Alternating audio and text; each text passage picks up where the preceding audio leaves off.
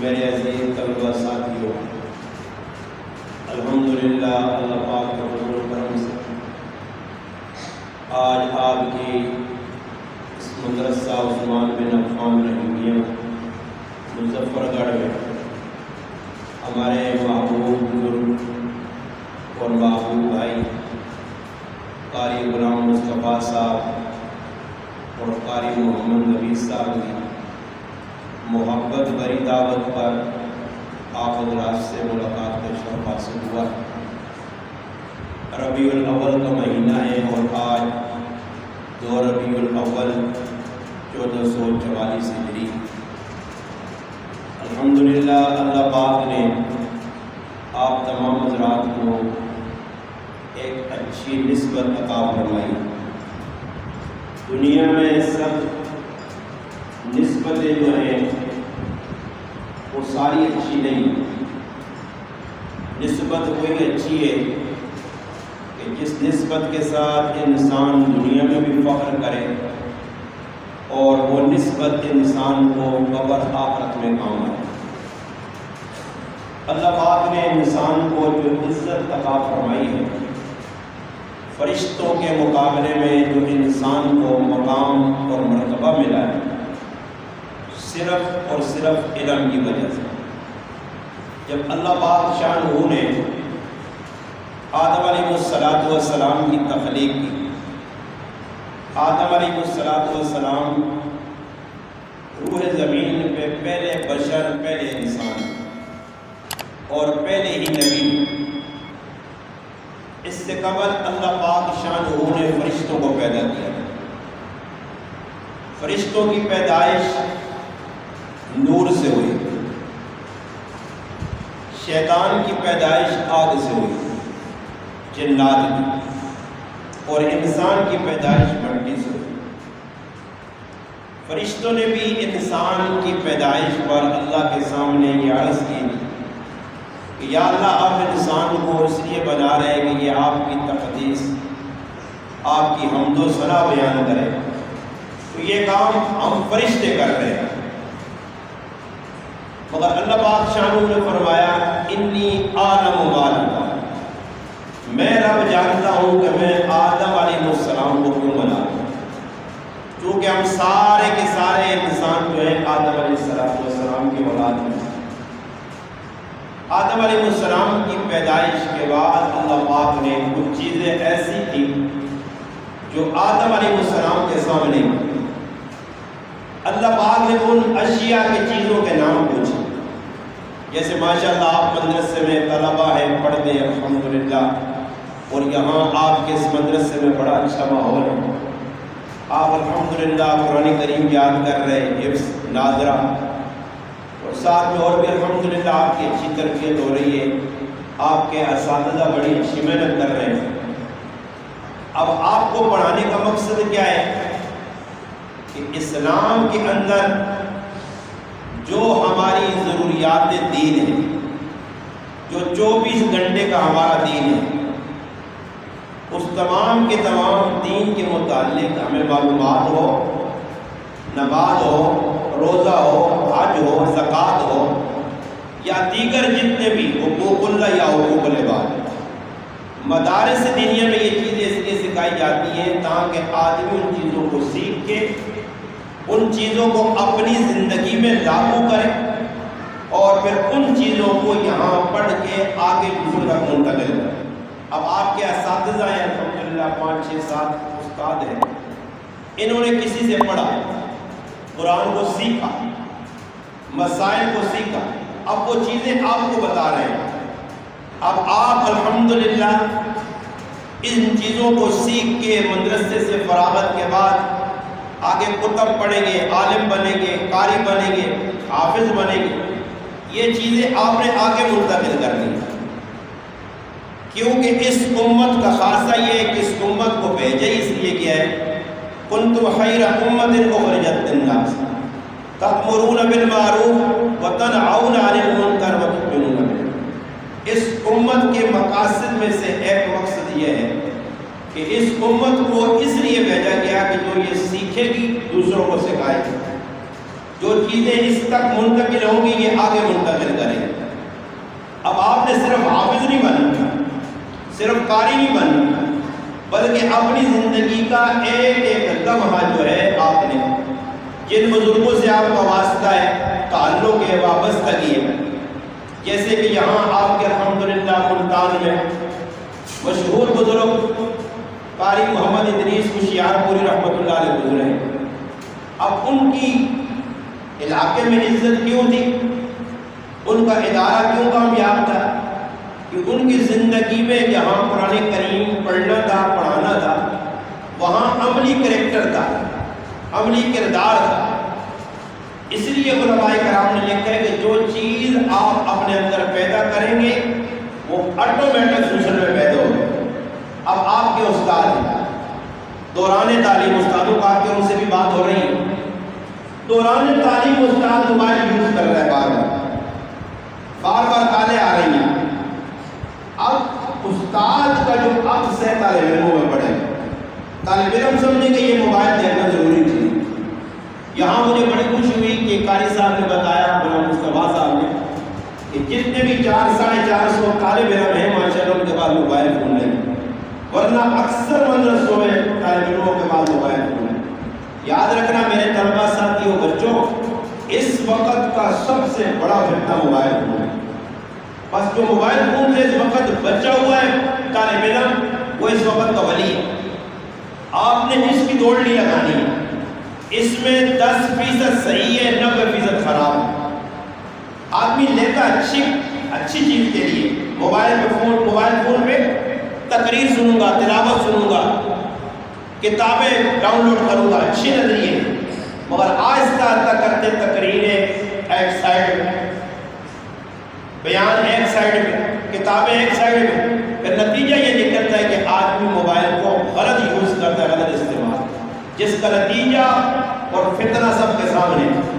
اس وقت مسلمانوں میں سب سے زیادہ نقصان ہے موبائل فون نے. اچھا بھی ہے، ہر چیز کے دو پہلو ہیں. آپ کے ہاتھ میں ایک قلم ہے، اس سے آپ قرآن بھی لکھ سکتے ہیں، حدیث بھی لکھ سکتے ہیں، اس سے گالی بھی لکھ سکتے ہیں، فضول باتیں بھی لکھ سکتے ہیں، وہ آپ کا اپنا مانے. اگر آپ صحیح استعمال کریں موبائل کو، وہ بھی صحیح ضرورت ہے میری اور آپ کی. مگر آج زیادہ تر یہ موبائل فون غلط استعمال ہو رہا ہے. تو موبائل فون نقصانی ہے. اب الحمدللہ آپ کے پاس وہ نہیں ہے تو آپ کی زندگی اچھی گزر رہی ہے.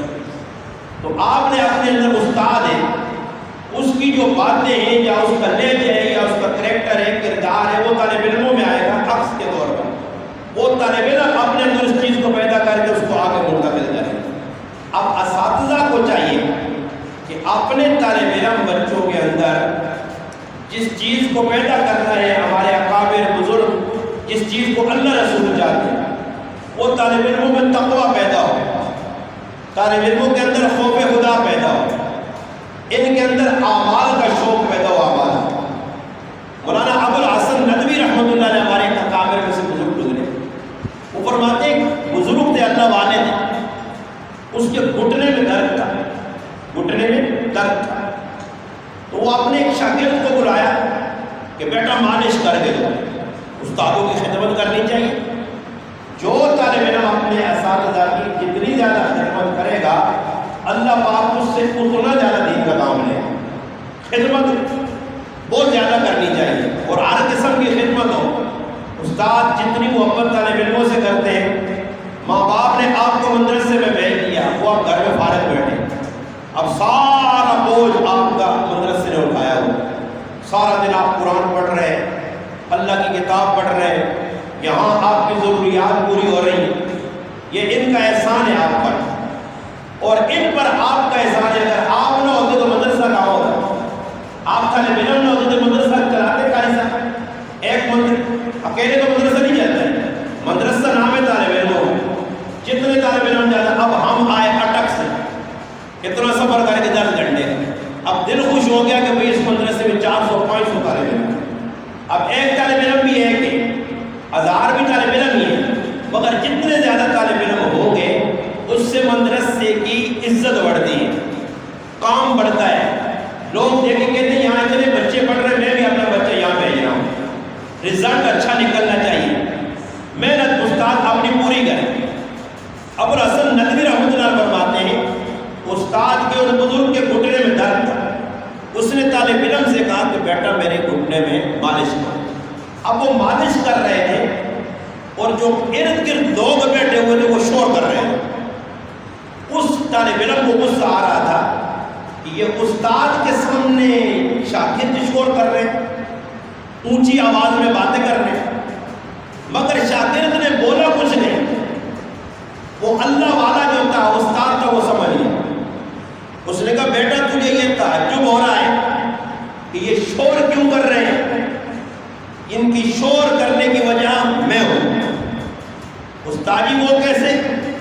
فرمایا میں روزانہ رات کو نبی علیہ السلام کے جو معمولات رات کے تھے پورا کرتا ہوں. تہجد میں اٹھتا ہوں, تلاوت کرتا ہوں, دعا مانگتا ہوں, تسبیحات کرتا ہوں, سارے معمولات پورے کرتا ہوں, اور اس معمولات کا اثر میرے طلباء پر پڑتا ہے. آج رات میں وہ معمولات بھول نہیں گیا بلکہ بیماری کی وجہ سے رہ گئے. آج رات تہجد نہ پڑھ سکا, تلاوت نہ کر سکا, آج رات ذکر اذکار نہ کر سکا, دعا نہ مانگ سکا.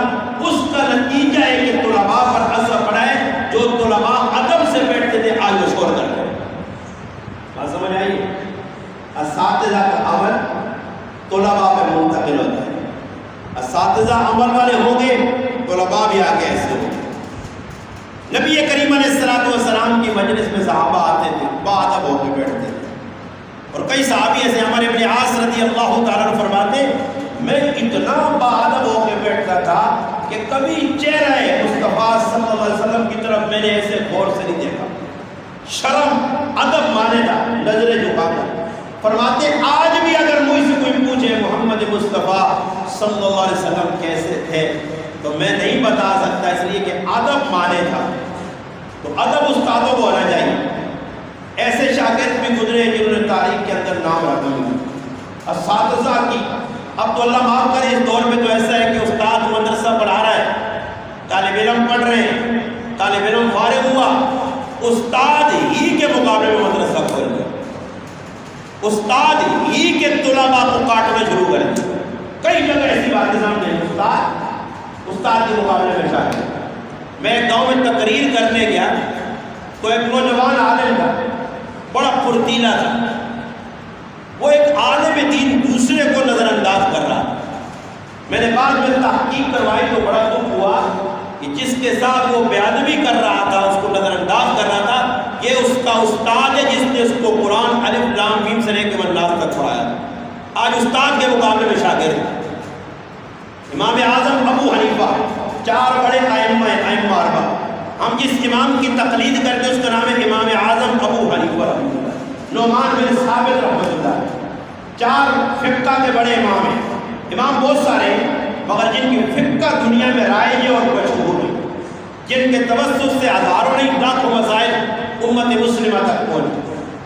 ان میں امام شافعی رحمۃ اللہ علیہ, محمد بن ادریس, امام احمد بن حنبل رحمۃ اللہ علیہ, امام مالک بن انس رحمۃ اللہ علیہ, اور امام اعظم ابو حنیفہ رحمۃ اللہ علیہ.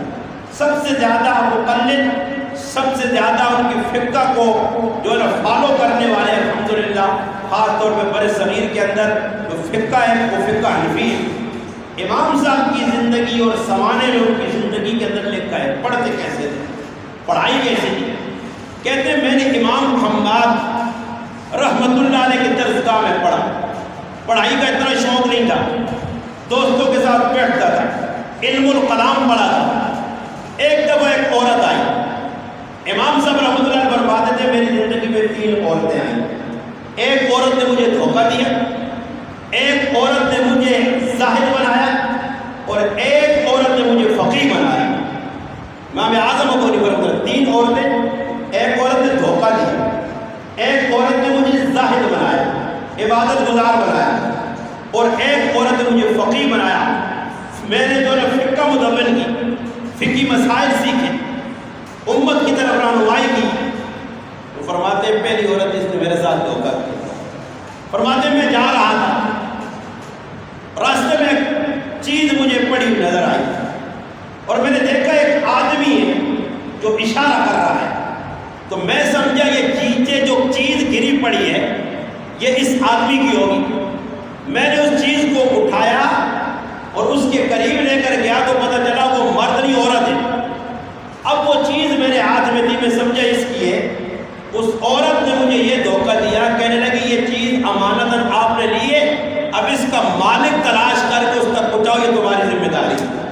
اب کہتے ہیں یہ مجھ پر ایک بڑا بوجھ تھا، یہ مسئلہ ہے شریعت کا کہ اگر آپ کو مدرسے سے کوئی چیز مل جائے، باہر مل جائے، کوئی قلم مل جائے، گھڑی مل جائے، ٹوپی مل جائے، آپ اس کو یوز نہ کریں، استعمال نہ کریں، بلکہ اپنے اساتذہ تک پہنچائیں، نہیں تو مدرسے میں اعلان کریں، علامت بتا دیں، بھائی کسی کی کوئی چیز گمی ہے، ہاں علامت بتائیں بھائی اپنی چیز دے رہے، آپ استعمال نہیں۔ چپل بھی مدرسے کے بغیر اجازت کے، اجتماعی چپل ہے تو پھر الگ بات ہے، بغیر اجازت کے آپ دوسرے طلباء کے چپل بھی استعمال نہیں کر سکتے، بغیر اجازت کے ان کا تولیہ نہیں اٹھا سکتے، ان کا صابن نہیں لے سکتے۔ میں جس مدرسے میں پڑھتا تھا، میرے استاد مولانا عبدالعزیز مغیری صاحب دامت برکاتہ العالیہ میرے استاد تھے، ان کا بھانجا تھا صدام حسین اس کا نام تھا، مدرسے میں پڑھتا تھا، صرف ایک طالب علم کا سگا بھانجا تھا، ایک طالب علم کو اس نے کپڑے دھونے کا صابن چوری کیا تھا، اٹھا لیا تھا، اپنے پاس رکھ لیا تھا۔ جب استاد کو پتہ چلا تو سگے بھانجے کو مدرسے سے خارج کر دیا۔ ان کی والدہ نے کہا، والد نے کہا، انہوں نے کہا نہیں یہ پہلی اور آخری غلطی ہے، اس لیے آپ طالب علم ہو یہاں سے آپ نے سیکھنا ہے، یہ درسگاہ ہے آپ نے، اگر ادھر سے آپ نے کچھ نہ سیکھا باہر نہیں سیکھ سکو گے۔ یہ بننے کا زمانہ ہے آپ کا، یہاں سیکھنے کا زمانہ ہے، اب آپ نے یہاں سیکھنا ہے، اس لیے آپ کوشش کر کے یہاں سیکھیں اسلام کیا ہے، شریعت کیا ہے، اخلاق کیا ہے۔ اسلام صرف نماز پڑھنے کا نام نہیں ہے، آپ کے عقائد اچھے ہوں، آپ معاملات میں اچھے ہوں، آپ جو ہے معاشرت میں اچھے ہوں، آپ کی عبادات اچھی ہو، آپ کے اخلاق اچھے ہوں، یہ 5 چیزوں کے مجموعے کا نام اسلام ہے۔ یا ایھا الذین آمنوا ادخلوا فی السلم کافہ، پورے اسلام میں داخل ہو جاؤ۔ پورا اسلام یہ ہے، صرف نماز نہیں، صرف قرآن پڑھنا نہیں، صرف تجوید کرنا نہیں۔ ہاں بے شک آپ الحمدللہ ایک اچھے لے جائے، پانی پت لے جائے، بڑا مشہور، اور پانی پت کے بزرگوں کو آپ پڑھیں، اپنے اساتذہ سے کہیں، ان کی سوانح یادکاری عبدالرحیم بخش صاحب رحمۃ اللہ علیہ، یا اور بہت سارے بڑے بڑے بزرگ گزرے، قاری محمد علی صاحب گزرے، ان کی سوانح یاد کتابیں لکھی ہوئی اور ان کی زندگیاں پڑھیں۔ یہاں آپ کے ملتان میں بزرگ گزرے، شاید قاری رحیم بخش صاحب رحمۃ اللہ علیہ ملتان کے تھے، ان کے بارے میں نے پڑھا کہ وہ ان کے بیٹے کا انتقال ہو گیا، بیٹے کا سبب میں لاتا نہیں ہے۔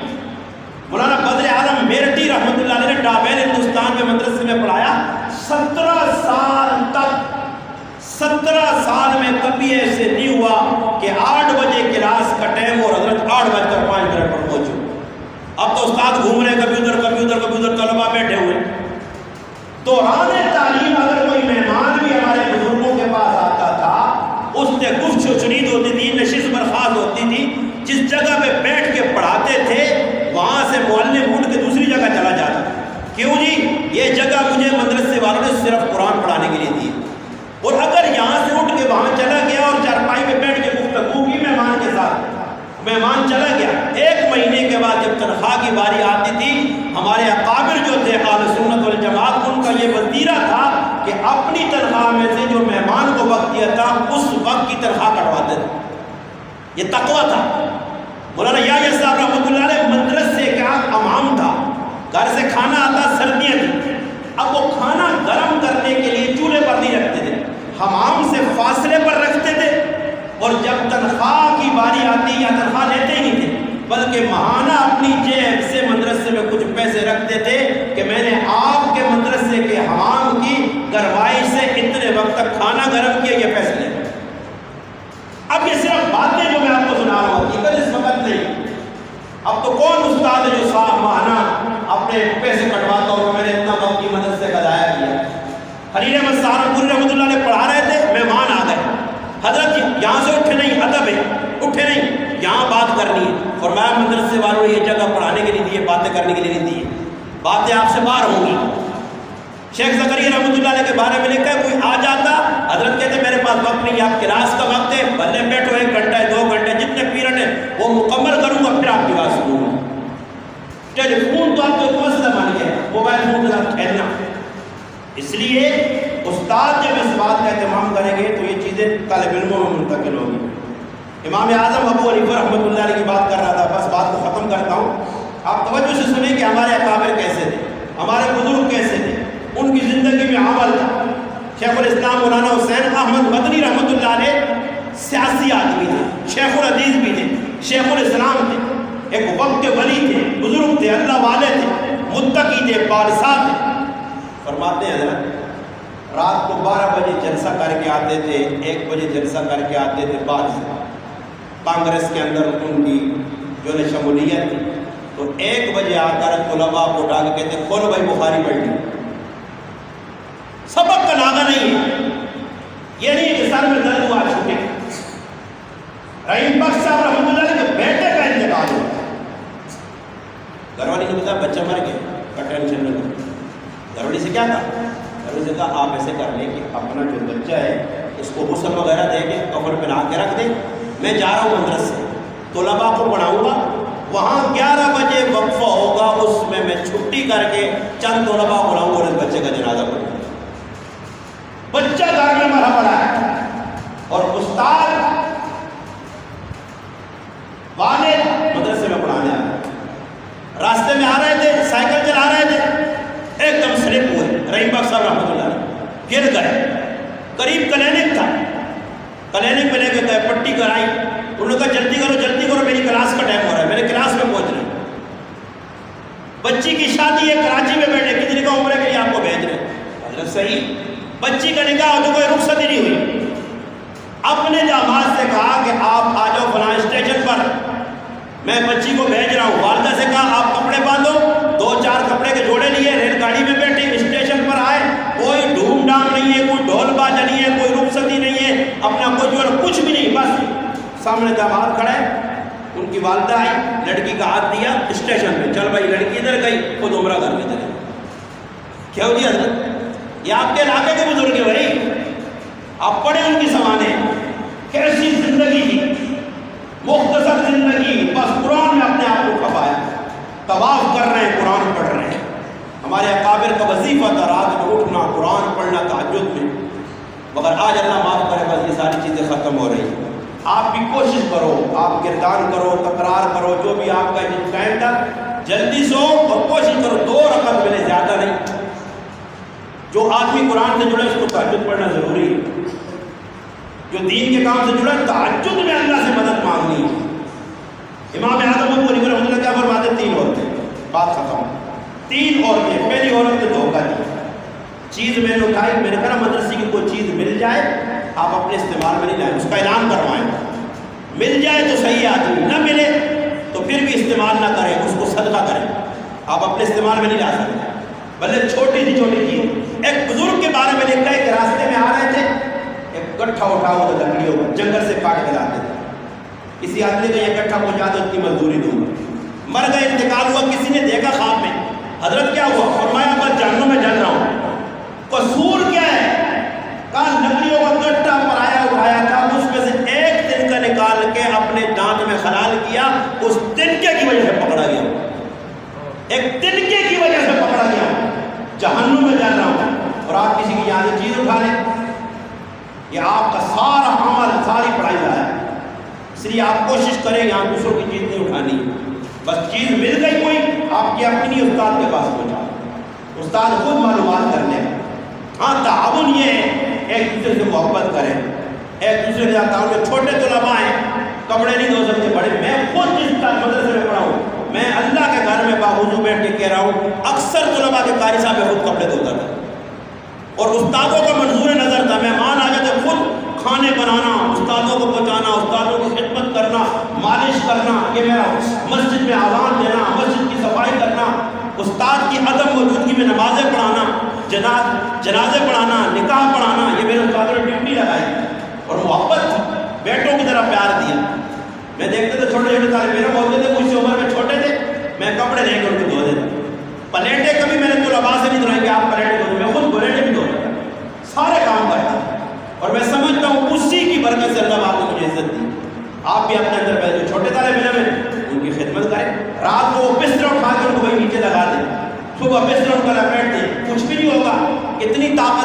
میں خرچ ہوگی، اس سے چھوٹے طلباء میں آپ کی محبت پیدا ہو جائے گی، وہ آپ کو اپنا استاد سمجھیں گے، بھائی سمجھیں گے۔ مدرسوں میں یہ چیزیں ہونی چاہیے، پیار محبت، نہ کہ آپ 5 6 8 سال لگاؤ حفظ پڑھو، باہر نکلو تو آپ کی محبتیں برقرار ہو، یہ نہ مدرسے سے دشمنی لے کے جاؤ۔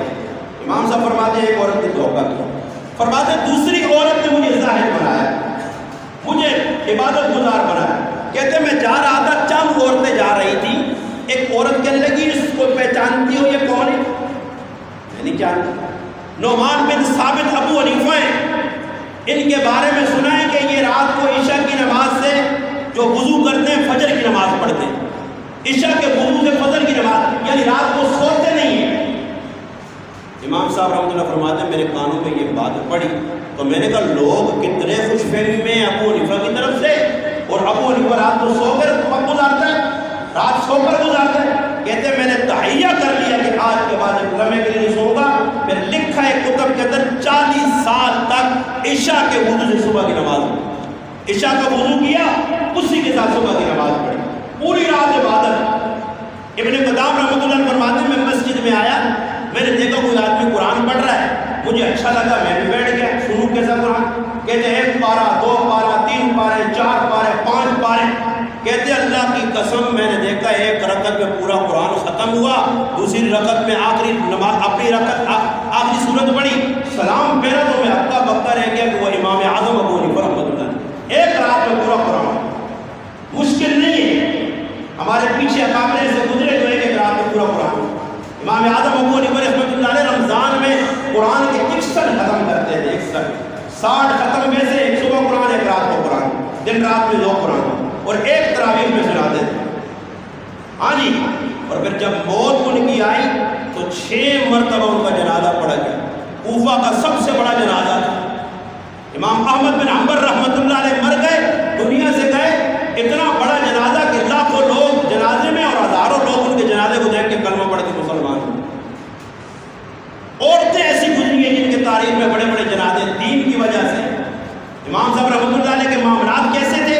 ایک آدمی مجوسی تھا، اس سے قرضہ لینا تھا، امام اعظم ابو حنیفہ رحمۃ اللہ علیہ اس کے دروازے پہ گئے نہیں، گزر رہے تھے، ان کی جو جوتی تھی اس کے ساتھ کوئی نجاست لگی ہوئی تھی، ایسے پاؤں کو چھٹکا، وہ نجاست پڑی اور دیوار پہ لگ گئی۔ اب وہ گھر مجوسی کا جس سے قرضہ لینا، کھڑے ہو گئے، دروازہ کھٹکھٹایا، بچی آئی، کون؟ میں امام اعظم کو، فرمایا ابو حنیفہ ہوں، ابو کو بھیجو۔ ابو ڈر گیا کہ قرضہ دینا ہے، حضرت دیکھا آ رہا ہے، اس کا ڈرو نہیں، قرضہ لینے نہیں آؤں، یہ معاف کروایا ہے کہ آپ کے دیوار کے اوپر یہ نجاست لگی، اگر آج نجاست کو اتارتا ہوں تو مٹی ساتھ میں آ جائے گی، آپ کے گھر کا نقصان ہوگا، اور نجاست نہیں اتارتا ہوں تو یہ انسانیت کے خلاف ہے۔ اس نے کہا مجھے معاف کر دو، اس نے کہا معاف تو بعد میں کروں گا، آپ پہلے ہاتھ آگے بڑھاؤ، میں کلمہ پڑھ کے مسلمان ہو جاؤں۔ لیکن ایسی صاحب مخلوق کا ایک آدمی سے قرضہ لینا تھا، اس کے گھر کے پاس گئے، دھوپ تھی شدید، اس کے گھر کے سائے میں کھڑے ہوئے، سائے میں کھڑے ہو، کسی نے کہا حضرت آپ سائے میں کھڑے نہیں ہو رہے، فرمایا اس نے میرا قرضہ دینا ہے اور اس کے گھر کا سایہ استعمال کروں گا تو یہ نفع ہوگا، اور قرضوئی سے 1 روپیہ بھی نفع لینا یا کوئی چیز نفع لینا یہ سود ہے، اور میں اس کو سود سمجھتا ہوں، اس لیے اس کے گھر کا سایہ استعمال نہیں کرتا۔ تقویٰ تھا، یہی قرآن ہمیں درد دیتا ہے، قرآن میں بار بار اتقوا اللہ یا ایھا الذین آمنوا اتقوا اللہ وکونوا مع الصادقین، ایمان والو اللہ سے ڈرو، سچے لوگوں کے، یہاں سچے لوگوں سے مراد نیک لوگ ہیں، پارسا لوگ ہیں۔ امام صاحب فرماتے ہیں دوسری وہ عورت جس نے مجھے زاہد بنایا، یہ رات کو اٹھ گئے، میں نے کہا میں آج کے بعد اٹھوں گا، اور تیسری وہ عورت جس نے مجھے فقیہ بنایا، میں نے فقہ سیکھی، وہ کون سی عورت تھی؟ کہنے لگے کہ وہ ایک عورت ایک مسئلہ پوچھنے آئی، میں باہر بیٹھا تھا، مجھے مسائل پتہ نہیں تھے، میں نے کہا سامنے چلی جا کے امام احمد بیٹھے، اس سے مسئلہ پوچھ اور پوچھ کر مجھے بتا۔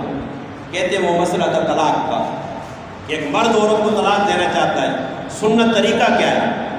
امام حماد نے وہ سنت طریقہ بتایا، عورت نے آ کر امام صاحب کو بتایا، کہتے بس میرے دل میں شوق پیدا ہوا، میں نے جوتیاں اٹھائی اور سیدھا امام حماد کے قدموں میں بیٹھ گیا، اور فرماتے 24 سال تک میں نے استاد کی خدمت کی۔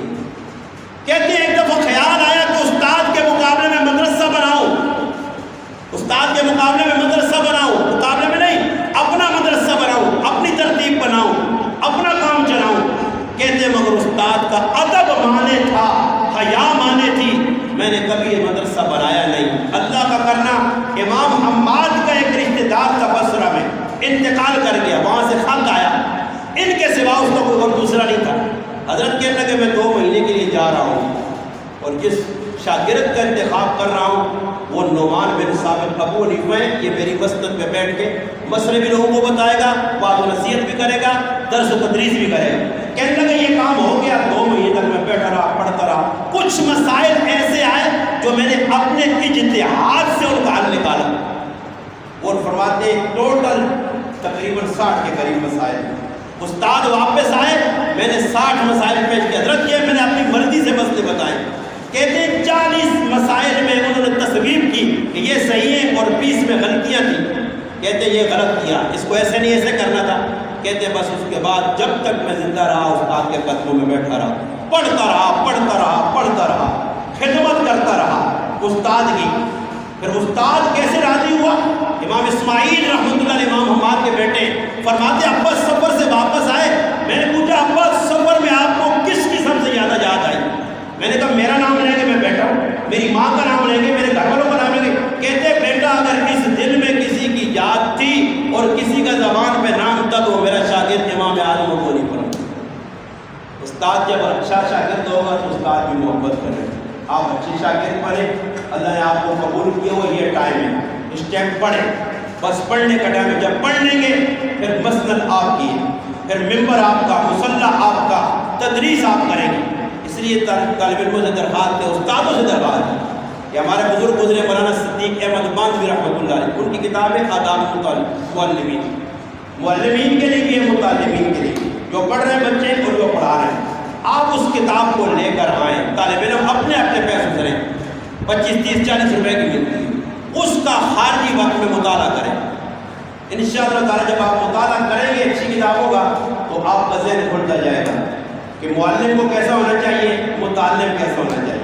جب یہ چیزیں آپ سیکھ لیں گے انشاءاللہ تعالیٰ، پھر آپ جب قرآن پڑھیں گے پھر قرآن سے تعلق ہوگا، پھر آپ رات میں قرآن پڑھیں گے تھکیں گے نہیں۔ اب تو یہ لوگ کہتے ہیں وہ تھوڑا سا قرآن پڑھا سر چکرا رہا ہے، سر درد کر رہا ہے۔ قرآن سے محبت ہوگی تو پھر پورا 80 سال کا عثمان بن عفان رضی اللہ تعالیٰ عنہ، نبی علیہ السلام کے 2 نظامات مقام ابراہیم پہ کھڑے، اللہ اکبر، 80 سال کی عمر ہے اور 1 رکعت کے اندر پورا قرآن پڑھے۔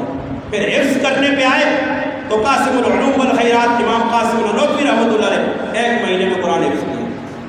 شیخ الحدیث حضرت مولانا سلیم اللہ خان صاحب رحمۃ اللہ علیہ 1 مہینے میں قرآن کریم ختم کیا، اور کئی اکابر ہیں، امام اہل سنت علامہ علی شریعتی شہید رحمۃ اللہ علیہ 3 مہینے اور 17 دن میں جیل میں قرآن حفظ کیا۔ اب جب پڑھنے پہ آئیں گے پھر قرآن پڑھائیں گے، پڑھیں گے تو اس کا فائدہ ہوگا۔ تھانوی صاحب رحمہ اللہ، ظفر احمد عثمانی صاحب رحمۃ اللہ نے لکھا ہے، بھوپال کا ایک قاری تھا، حج میں جانا چاہتا تھا، پیسے نہیں تھے، پیدل چلا چلا چلا جانوروں کے پاس آیا، ان سے کہا جی میں حج کرنا چاہتا ہوں، پیسے نہیں۔ انہوں نے کہا ہم آپ کو ساتھ لے جانا چاہتے ہیں مگر آپ کچھ ہماری شرائطوں کو پورا کرو۔ انہوں نے بوریاں دی، بڑی بڑی بوریاں، یہ بوریاں اٹھاؤ جہاز میں رکھو، اگر یہ کام آپ کر لو گے تو آپ فری میں چلے جاؤ۔ اس وقت پانی کے جہاز میں لوگ حج کرنے جاتے ہیں۔ اب انہوں نے وہ خدمت کی، جہاز میں بٹھا لیا، اب اور کیا کام ہے؟ انہوں نے کہا یہاں کی جتنی بھی جہاز کے اندر گندگی اس کو صفا آپ نے کرنا ہے۔ قاری صاحب نے حج کرنا تھا، اللہ کی محبت میں گئے، نبی علیہ السلام کی محبت میں وہ خدمت کرتے رہے۔ کہتے سارا دن خدمت جہاز میں کرتے، صفائی کرتے، رات کو چھت پہ چڑھ کے اللہ کا قرآن پڑھتے۔ کیپٹن غیر مسلم تھا، ظفر احمد عثمانی رحمۃ اللہ علیہ، قرآن جب پڑھا جاتا ہے صحیح سے ہوتا ہے۔ کہتے کیپٹن جو تھا وہ غیر مسلم تھا، وہ کہتے چھت پہ چڑھ کے فارغ ہو گئے، دیکھا قاری صاحب قرآن پڑھ، اس نے قرآن سنا، اس کی آنکھ سے آنسو نکلے، بھئی یہ کیا پڑھ رہے ہو؟ اس نے کہا یہ اللہ کی کتاب ہے، قرآن کریم، مسلمانوں کی کتاب۔ اس نے کہا یہ قرآن جو آپ نے سنایا یہ تو عجیب تاثیر والا قرآن ہے، اتنا میں متاثر ہوا ہوں، میں پڑھنا چاہتا ہوں۔ انہوں نے کہا پہلے غسل کرو، غسل کرایا، کلمہ پڑھایا، کلمہ پڑھانے کے بعد قرآن پڑھایا، سورۃ اخلاص سکھائی، سورۃ اخلاص جو قرآن کی چھوٹی سورتوں میں سے، سورۃ اخلاص سے کی جان ہے قل هو اللہ اللہ۔ کیپٹن اور کے ساتھ انہوں نے کہا یہ کیا پڑھ رہے ہو؟ مسلمان پڑھتے ہیں۔ اس نے کہا میں بھی پڑھ رہا ہوں۔ تم مسلمان ہو؟ کہا میں مسلمان ہو گیا ہوں۔ اسی وقت جہاز کے جو ذمہ دار ان کو خط لکھا کہ میں بھائی یہاں سے کیپٹن میں اپنی چھوڑ رہا ہوں، بیوی سے کہا مسلمان ہوتی ہے تو صحیح ہے ورنہ تمہیں طلاق ہے یا تمہیں فارغ کرتا ہوں، میں جا رہا ہوں۔ کہتے وہاں گئے، جدہ میں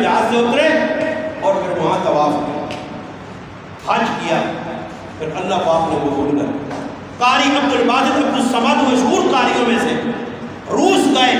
روس دہلیہ ملک کے وہ قرآن کو اللہ کو رسول کو کسی کو نہیں مانتے. وہاں جمال عبد الناصر کے ساتھ گئے جو اس وقت کا بادشاہ تھا مصر کا. انہوں نے کہا آپ کتاب پڑھ کے ان کو سنائیں. دہلیہ بیٹھے ہوئے تھے. دہلیہ جو قرآن کو نہیں مانتے وہ بیٹھے ہوئے صدر تھے وزیر مشیر تھے. قاری عبد الباسط نے قرآن پڑھا. سورۃ مریم شروع کی دعا شروع یہاں تک اس آیت کو بولے اننی انا اللہ لا الہ الا انا فاعبدنی واقم الصلاۃ لذکری.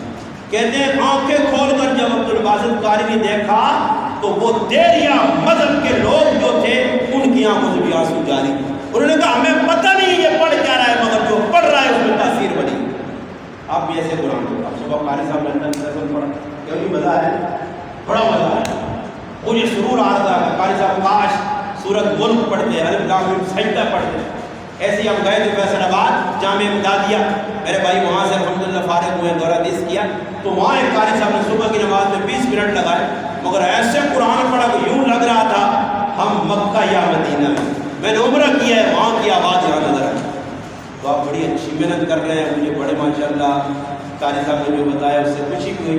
میں بھی دعا کروں گا اللہ کرے آپ بھی اچھے عالم قاری حافظ بنے اس طرح آپ کے اساتذہ آپ کے بزرگ آپ جو قرآن پڑھنے پڑھانے والوں کو اللہ نے عزت دی. یہاں بھی عزت دی وہاں بھی عزت مل گئی وہاں بھی عزت. یہ نہیں کہ صرف ادھر عزت ادھر بھی یقال لصاحب القرآن اقرا چل بھائی قاری قرآن اٹھ قرآن سنا ورتل القرآن. جس طرح دنیا میں قرآن میں حکم اللہ کے محبوب سورۃ مزمل میں ورتل القرآن ترتیلا ٹھہر ہے لا تحرک فی لسانک لتعجل جلدی نہیں کرنی آرام سے بولو. اما سلمہ فرماتی ہوں میں سلمہ رضی اللہ عنہ نبی اسلام قرآن کیسے پڑھتے ہیں الحمدللہ رب العالمین الرحمن الرحیم مالک یوم الدین. عرب جو ہے ایسے پڑھتے ایسے نہیں ہے الحمد سے شروع کیا بس ایک سوال باتیں ہوتے ہیں بتائیے پنجابی پڑھ گئے یا کون سی پڑھ گئے. تو اس لیے نہیں قرآن کو ٹھہر ٹھہر کے پیار سے نماز اپنی خوبصورت کر کے اچھی نماز پڑھیں. اچھی نماز میں تھوڑا وقت لیں 5-10 منٹ لگائیں اچھی نماز پڑھیں. نماز اچھی پڑھیں گے عبادات اچھی ہوگی اس کا اثر آپ کے قرآن پہ پڑے گا. قرآن کو یاد رٹنے سے زیادہ نہیں ہوگا بس آپ اعمال کریں اللہ سے دعا کریں انشاءاللہ پھر آپ قرآن کریم کو پڑھیں گے تو قرآن کریم آپ کی عملی زندگی میں آئے گا. جو ٹوٹی پھوٹی باتیں کہی ہیں اللہ پاک ان پر عمل کی توفیق دے. اللہ پاک قاری صاحب کو بھی صحت دے کہ الحمدللہ یہاں آپ کا مدرسہ استاد بھی ہیں آپ کے یہاں کے جو ہے نا الحمدللہ ذمہ دار بھی ہیں یہاں معتمم بھی ہیں بڑی قربانی دے رہے ہیں اس علاقے میں پسماندہ علاقہ اور پھر گاؤں سے دور شہر سے دور آپ کو بٹھایا ہوا ہے تو آپ ان کے لیے بھی دعا کرا کریں خصوصی اپنے مدرسے کے لیے. جو لوگ آپ کے ساتھ تعاون کر رہے ہیں ان کے لیے بھی دعا کرتے رہا کریں کہ اللہ لوگوں کے دل میں ڈالتا ہے جب وہ آپ کی ضرورت کھانا آپ کو مل رہا ہے ضروریات مل رہی ہیں آپ سے یہ کچھ نہیں لیتے بلکہ یہ خود اپنے سے سب کچھ کر رہے ہیں. اللہ سے دعا ہے اللہ پاک ان کا یہاں جو خدمات انجام دے رہے ہیں اللہ پاک اس کو اپنی بارگاہ میں قبول فرمائے اور آپ طلباء بچوں کو الحمدللہ اللہ پاک عالم باعمل حافظ باعمل قاری باعمل بنائے. وآخر دعوانا الحمدللہ رب العالمین. ہمارے دوست ہیں ان کی بیوی بیمار ہے صحت